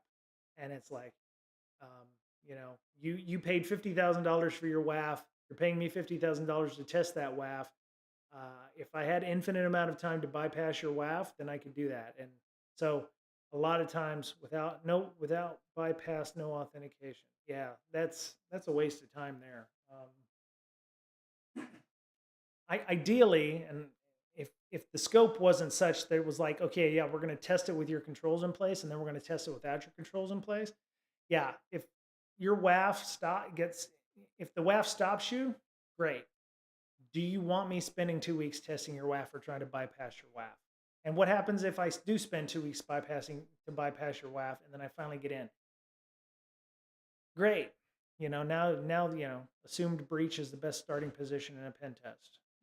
Yeah, yeah, that is a good point. Yeah. Let's see. I'm gonna have to go look him up because I cannot find him. Same thing with EDR as well, or just like Whitebot. Yeah, and yeah, well, Sloan, you're right. I think they need to be somewhat more collaborative, right? Unless they're actually wanting something like attack simulation, they're wanting you to come in and be collaborative to find the bugs that need finding and identifying those for people. I am truly keeping an eye out on my cheesecake, which is supposed to come out in the next few minutes.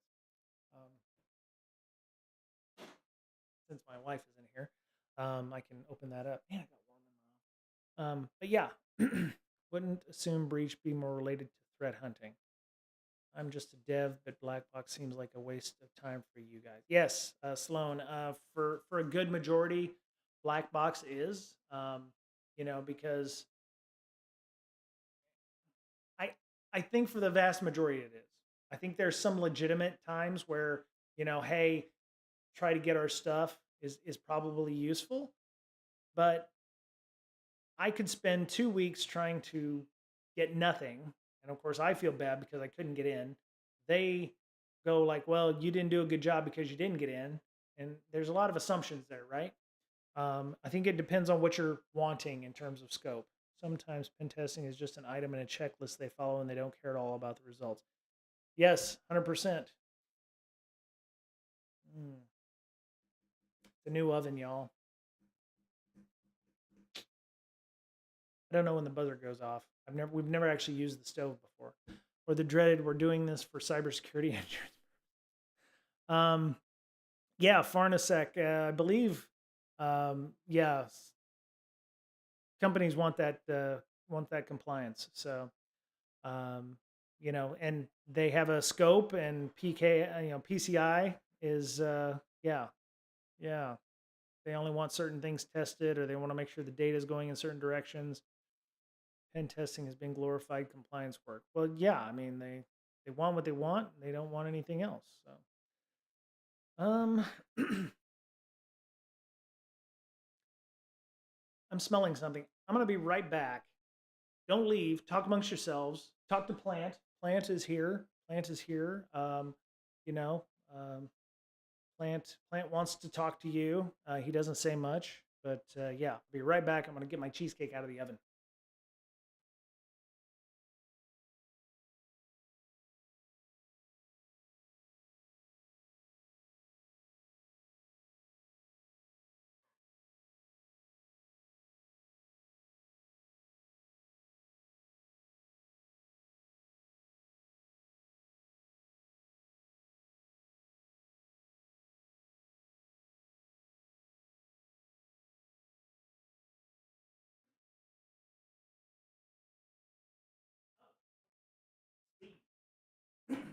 Okay, so conventionally powered oven. My wife, she had to go get her hair did.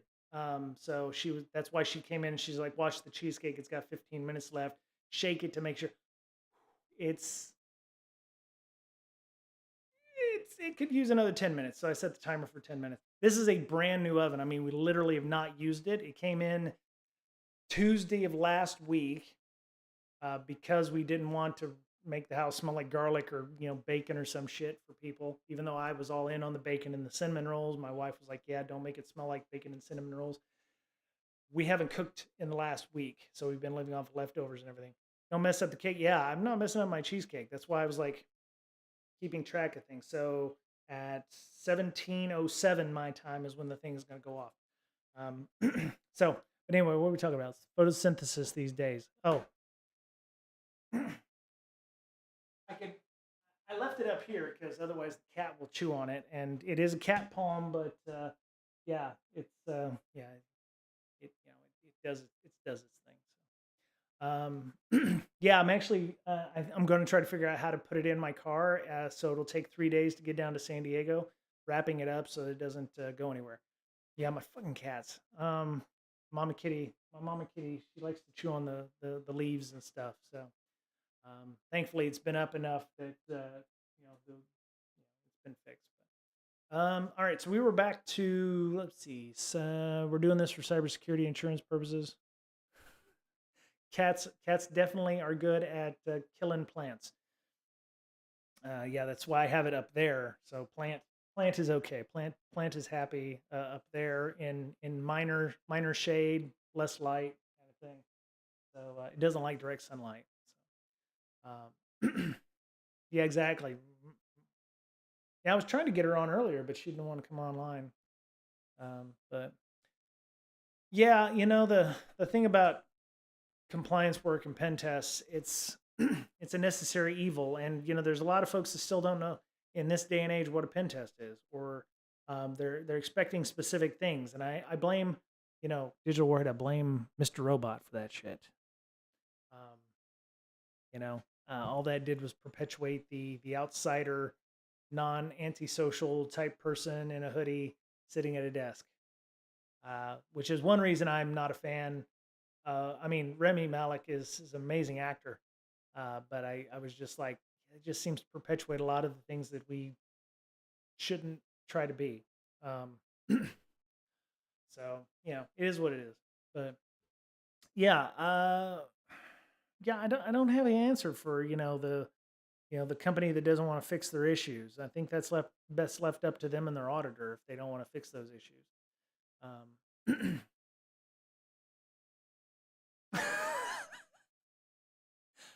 so so I'm gonna go. I'm gonna go. See where? Oh crap. CSEC East. So I'm gonna go back to the CSEC East meetup. So I have a mask on the on the CSEC East logo because I thought it would be so cool to put the V from Vendetta Guy Fawkes mask on there. I've actually had people tell me, yeah, I don't like that part, that how hackers are portrayed using the Guy Fawkes mask and whatever. And I think that has some kind of reference in Mr. Robot as well. Um, it is what it is. Maybe the new organizers will change and actually get a legitimate logo. This was all I had for the time that I had it. So I've had pen tests. What was it? I've had pen tests commissioned by people with CISPs, and they ask questions like, "Can you give us the list of everything you'll do during the test? Give us a list of the tools you'll use." And I'm like, question mark. Yeah, yeah. Farnesec.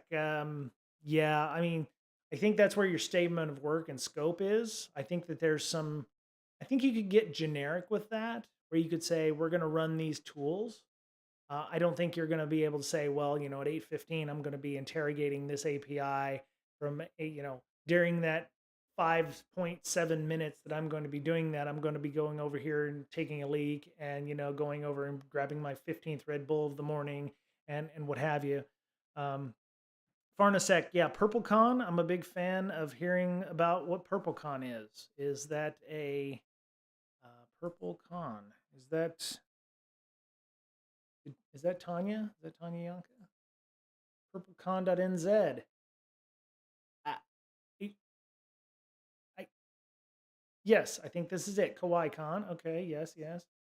Um, yes, yes, yes. Ryan and Jeremy. Okay, okay, okay. Yeah, PurpleCon.nz. Very cool. Yes. I've also thought about, and I think we've talked with a couple of people on the show here on the stream about going to developer conferences and submitting talks there. I don't think it's much different if you went to say, Go Lang Con? Go Lang Con? Is that a thing? No, it appears not. Go Lang conferences? There we go. Because I mean, you're going to learn things like architecture. You can submit talks for so close. Yeah, yeah, yeah. Best Golang conferences. So here's a conference, April 26th, 27th. Go get con it. Okay. I'm smelling that. Oh, God. Okay. It's going to go off. I'm going to hear the noise thing. So if I haul ass. Yeah. Okay. So here's Gotham Go. Okay. Here's a conference. Gotham Go, June 9th. Annual Golangers Conference, most awesome city in the world. So there's a couple of people who've given talks. There's a CFP open. You could do a talk on Golang security, or you could go and just network with developers and go, hey, let's have an adult beverage, or hey, let's go and have some chicken wings and let's talk about security, or let's talk about the issues that you're having with this. I you know, I know Digital Warhead has heard me rail against some of the infosec echo chamber that we have on Twitter and what have you, and people who laugh at thought leaders. However, we follow people with 50, 60,000 followers on Twitter, and they don't call themselves thought leaders, but everything they say is everybody's like, oh, yes, yes, I agree with that person because they have 50 or 60, they're a well-known, asset in infosec. I'll be right back.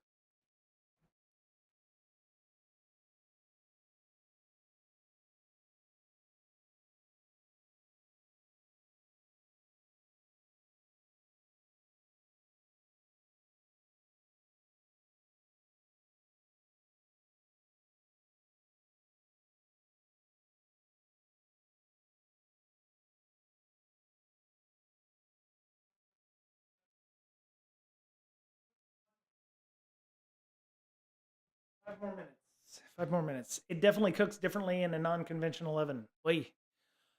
Um, well, yeah. I mean, security and dev are not mixing, right? I don't know the last time I've heard anybody go, "Oh, I'm going to go to Gotham Go," and they're a security person, or I'm sure there's people who are developers of security tools that go to security conferences, but they're not really a developer.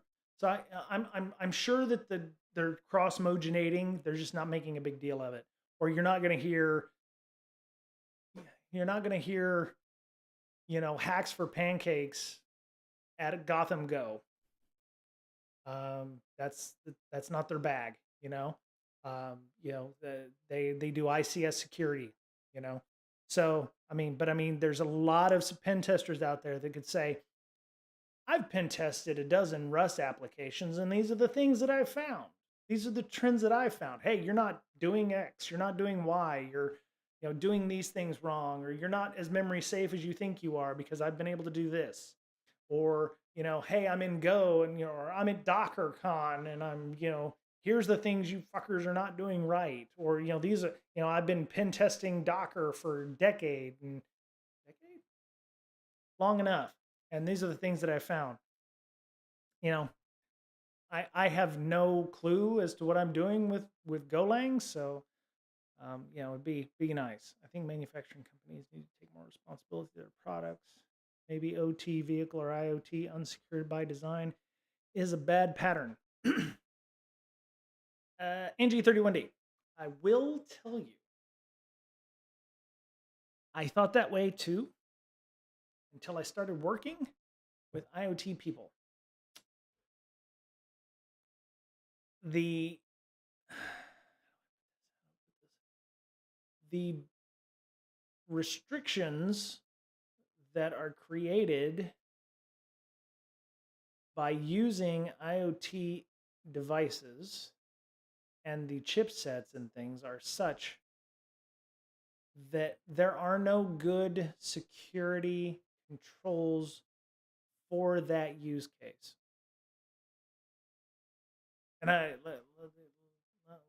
let me see if I can slow that down a little bit.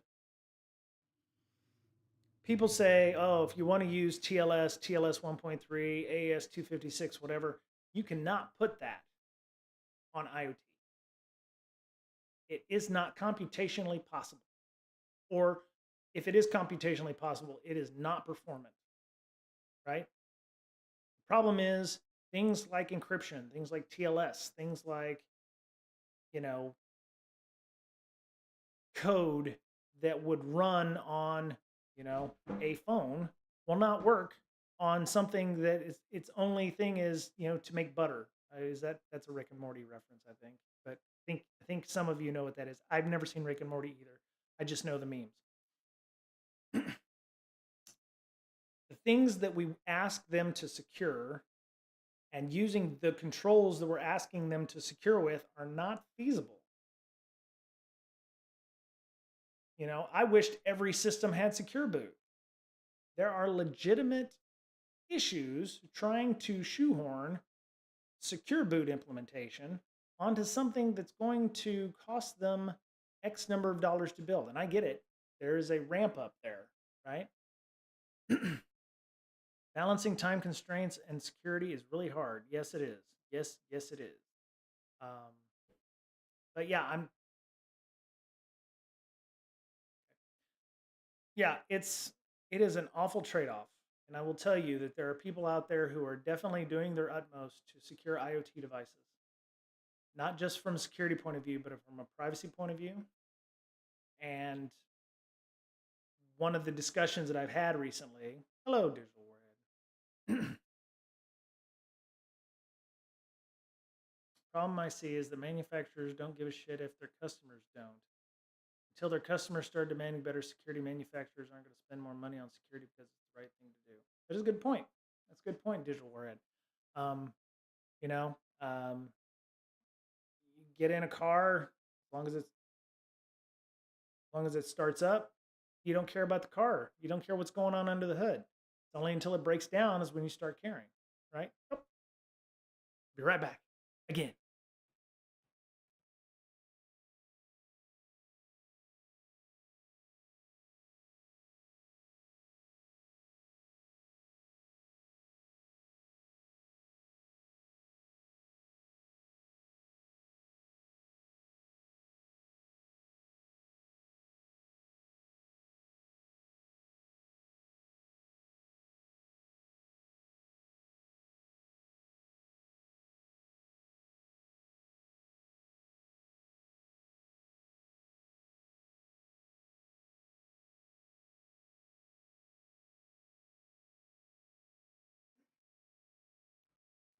Oh man, this conventional thing is gonna screw me up, isn't it? Yeah, it burned my mouth when I did the thing. There are security people out there that are trying to secure things, but the problem is when you have a 386SX that you're trying to secure with 2023 technology that would work on a a high end you know Xeon processor. I mean, some of the things are not going to work, and you have to figure out, well, how do I balance underpowered SoCs or processors and still have security? And it's like you can't. And yeah, but like Digital Warhead said, people want convenience, right? I mean, I railed against having a Ring camera in my house until I went on vacation. I was like, hey, I'd like to see what my cats are doing. Or I'm selling my house and I want to listen in and see what people are talking about. Um, I didn't do anything to like blot out the blue light or anything like that. I mean, people could see that I'm watching them because the light strobes blue on on my Ring camera. But that's exactly what happened with these Kia and Hyundai cars getting stolen so easily. Somebody on TikTok posted how easy they are to steal, and it was a known issue by the manufacturers for a long time. They only decided to make changes once there was pressure from the public and negative publicity. Yeah, digital Volkswagen, same thing, right? Uh, cars were doing so well, the diesels were doing so awesome, and you can put it up on the machines and like, oh, here's zero emissions and whatever, and it's like, it's because the car realized it was being under diagnostic mode, so it would automatically throw off and throw fake shit.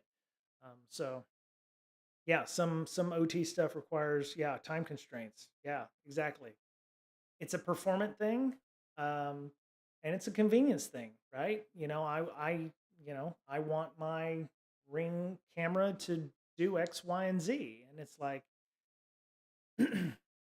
right, right. I mean, it is a very hairy concept, and there's a lot of folks out there that do their utmost to make IoT work, and to be secure. If you can't secure it, then you got to do the privacy thing, right? And it's making sure that people can't listen in on things, put in proper authorization, authentication. Uh, you know, Whatever TLS you're going to put in, it's got to be performant, and you're setting that up. I mean, making sure that people know they're being recorded. For instance, I mean, my camera was probably flashing blue the entire time I was doing the open house there. It's hard. It's hard, and that's why I said, us infosec people, we can't internalize these things. If somebody puts out a product that is we know has skeletons, one, we can't really say much about it unless we want to be a whistleblower. But two, as long as we've done our due diligence, we've gotten the risks accepted, we've communicated those risks to people, and they're like, we understand, we're still going to ship it. Have a process to accept those risks. That way you can come back, CYA, whatever you want to call it, and say, look, we told you about these risks. These are a thing. You know, yes, you may end up as a talking black hat. Uh, yes, you may end up on the front of the Wall Street Journal. That's the front of the Wall Street Journal is PR's problem, not yours at this point. As I stated, the PR people have gotten us beat on spinning things. So yeah, that's just how it is. So yeah, Gotham Go. All right. Yeah, so go check that out. Let me see what else. Go Conference 2023. It's an online conference. Here's one. Oh shit, Gopher Con. Look at that, San Diego. When is that one? Oh, sweet. Okay, I know where that is. All right, Marriott Arena. Okay. Very cool. Okay. Call for papers is open. Right on. Oh, they're gone. They're done. Oh shit. Cheesecake for dinner. What's for dessert? Yeah. Well, normally we do cheesecakes. We don't do them like everyone else's cheesecakes. Ours is very much keto, so we don't have a crust on it. It's almost like a souffle. You know what? I bet that's what it is. Um, yeah, it almost sets up like a souffle, and then it kind of calms down, kind of like yeah. Whole no gopher gopher is GoCon, right? It's a Go Lang conference, but their mascot is this delightful little thing. Um, So creepy. Creepy. Oh God, that's expensive. Okay, so that's the other thing that might actually stop people from going to developer conferences is it's freaking expensive. Maybe that's because the honorariums for speakers is so high. But here we go, full day workshop for those who want to deep dive into a subject. Wow. Okay. Self-paying, ancillary events. Security conferences are actually really good at keeping prices low. Yeah, I mean that's also probably I don't know how much they get sponsors, right? So I don't see any sponsors on this one. Maybe that's why they're so high. But oh no, they got sponsors. Okay. I do know that San Diego hotel prices are stupid expensive. So is that Protobuff? Yeah, Protobuff. JetBrains, Arden Labs, Capital. Wow, that's a lot of freaking. That must be damned expensive for that freaking for that conference. Still $600 for that shit. God damn. Anyway, um, wow, we went longer than I thought, and I had less content than I thought I would have. So next Friday we're gonna go through some Golang. I got some stuff here doing handling of errors and things in Golang. We're gonna do some tutorials in Go if y'all want to come back and hang out. What's this? Corp ones like Aucert. Yeah, Aucert. Yeah. I've heard about Aucert and Ruxcon. Is Ruxcon still going on, Farnos? I think you're probably down under a little bit or an NZ area. So I'm guessing that that's the case. But yeah, I'm gonna go take off here. Anybody got a streamer we'd like to give a shout out to? Let's see, twitch.tv twitch. Let me see. Who do we got? Who do we got? Who do we got? Come on, load up quick. My shit's. Now's a good time for Twitch to start effing up. There we go. Strager. Let's go follow up Strager. Raid Strager. There we go. Yep. All right, everybody. Thank you all for coming. Thank you all to our NZ folks and our Australian folks and everybody on the other side of the world. Appreciate you. And we're going to go check out Strager and see what he's doing. So, all right. Have a good night, y'all. Later.